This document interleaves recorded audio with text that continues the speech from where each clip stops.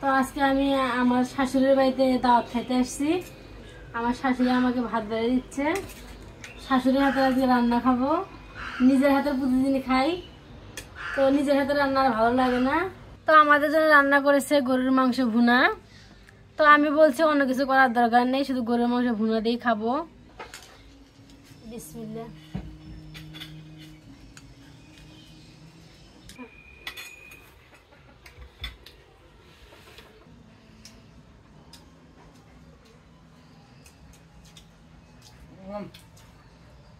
Cheers.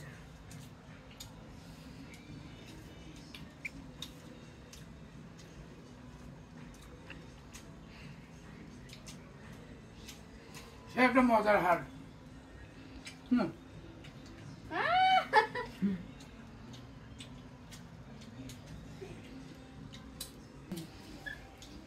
খাওয়ার মতো হারলে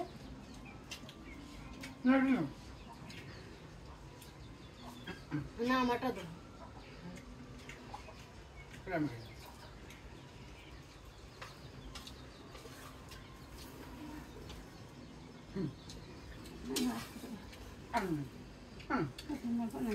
আমার ভাত দিবে লেস।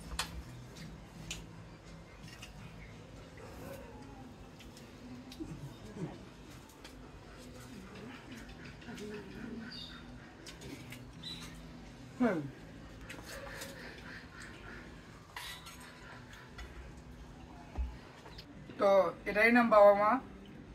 বাবা মা যতদিন বেঁচে আছে ততদিন কোনোদিন খাওয়ার কোনো কমতি হয় না।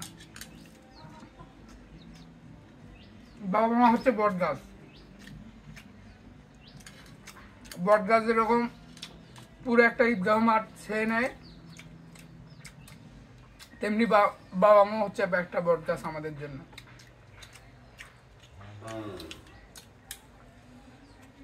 তুমি করতে না বেড়ে নাও নাও।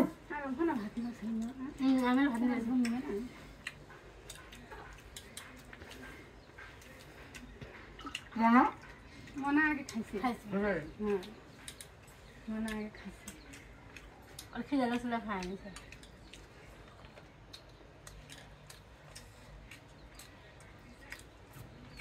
তো আমরাই শুধু খাচ্ছি, আপনারা তো খাওয়াতে পারবো না।